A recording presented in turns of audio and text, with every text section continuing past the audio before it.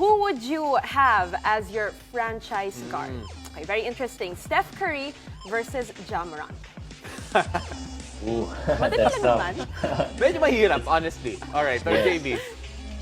I love Steph Curry, yung improvement ng game niya, but I would go for Ja Morant probably Wow. because of age. Right now, he's up and coming, so we want to start our franchise. He was that potential and really an MVP candidate for me. So I gotta start with Ja Morant. I think, yes, JV, I think good point there for Ja Morant. Pero syempre, ako personally, ako pipiliin ko pa rin si Steph simply because of the fact that game breaker siya eh. And the game that he has right now is not necessarily predicated sa athleticism eh.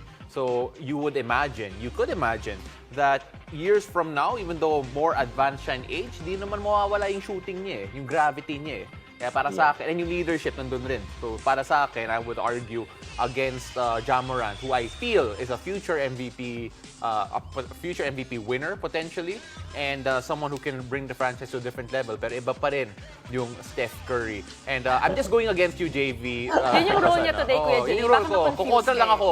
Oh. Agree or disagree? No, Alright, problem. sige. One-on-one na lang si Steph and Ja Morant. Okay, let's see. Tama. Actually, that'll be a good matchup. Alright, sige, Bill. So again, Pao is here just to make things a little bit more exciting for everybody. Okay, moving on. Who has the best potential? So we have 3 players. LaMelo Ball, DeJounte Murray, or Darius Garland? Wow. Who will start? Ikaw muna. Kukontra lang ako. Okay. Okay, choose one in here. I would choose DeJounte Murray right now. DeJounte Murray. Okay, bakit? I'm a Spurs fan. I don't know. No, but really, I like how DeJounte is improving. Yeah. And one thing that he has an advantage for is the defensive, yung defensive talent niya. He leads the league in steals and he's a playmaker. He's triple-double machine, tied I think in their franchise. So Yeah. parang alam ko, no? So Spurs talaga ako. Alam na Spurs Yeah, ako. alam mo Pero- talaga. I'm not gonna deny it. I'm not Yeah, gonna deny na it's- alam mo. Yes, but I know it's a struggle right now. But maybe if we get, the team gets going with him, because he's getting the numbers, and I'm hoping Spurs can go improve themselves because of him. Alam mo, Bill, normally I would agree with JV eh. Pero ngayon, hindi talaga eh. No, LaMelo Ball, I believe, has the best potential here. Kasi syempre, si LaMelo Ball, at the meantime, we all know for him to be a flashy playmaker, someone who has all the highlights, one of the most entertaining players. Pero it's not just flash, may substance din yung laro niya.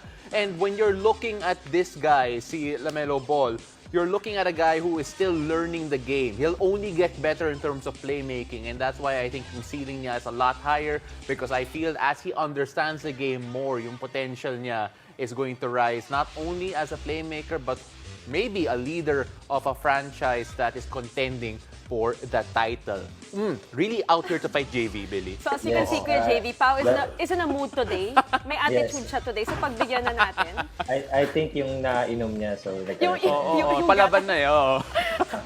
Okay, let's move on. Now, who is a better all-time point guard? And I think the answer here is quite clear. Once you hear the choices, Kuya JV, it's going to be Chris Paul or Tony Parker. I mean, oh my goodness, tough choices again. Okay, go. Oh my goodness. I'm a number 1 Tony Parker fan since he came in. Oo. I'll still go with Tony Parker. Of course you would. Oo. Yes. Bakit? I very much respect Chris Paul, especially now in his career. Kung paano niya dinadala ang Spurs. I mean Phoenix Suns. I give credit to him, and I mean whichever team he comes in. But Tony Parker, since he came in the league, that's why I'm a Spurs, because of him. And I try to emulate, syempre, what he do. So this is more of a personal choice. Oo. Not really on that standpoint. But he plays within the system, and because of that, the team gelled in together. Of course, he had Duncan and he got Manu Ginobili. But I think he is one of the reasons that's why, for so long the Spurs was on that level of a playoff team, a championship caliber team all throughout their season. Alam mo, JV, sinabi sa akin ng director ko na I have to stop fighting you daw. So, mag-move on na daw tayo sa next topic.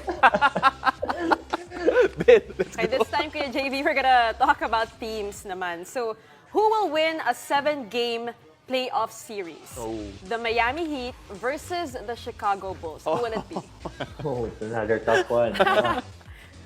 I would say I like both teams. If the Chicago Bulls are complete, they could have a chance. Yeah. They could have a chance if they're complete. Yeah. But right now, Miami Heat has the edge. Yeah, I honestly agree with that. Pero again, since kukontra lang ako, hindi, Miami Heat talaga eh. Pero, again, health is always going to be a factor here. But Bill, let's go. Who will win a 7-game playoff series? Philadelphia 76ers versus the Brooklyn Nets. Is it because of the trade? I guess so. Maybe. Oo. No, I would go for Nets. KD still, if he plays and brings his A game, I think it's very hard to stop. Yeah, I think so also. Pero when you look at the Sixers, kasi you're going to assume that the Nets might not have a Kyrie for certain games, and that might Yeah. bring the edge towards the Sixers. But the Nets do have a lot of great pieces that came alongside the trade. But I feel that if you have a healthy Harden in the playoffs, that might swing the balance, especially sa guard position. And I think we have one more. Yes, last but not the least, Kuya JV, who will come out of the West? The Warriors versus everyone else. Okay. Warriors or the field? Warriors, the Suns is there, so I would go still Warriors. Warrior! Oh! Grabe. I don't even Loyalty. have to pretend anymore. I'm picking the field. May nag-whisper sa akin Lakers daw eh, pero sorry, hindi yung Lakers. Most I would probably. say Spurs sana eh. Spurs ka rin. Ako sasabihin ko Jazz eh, pero let's be real. Again, the field is very strong against the Warriors.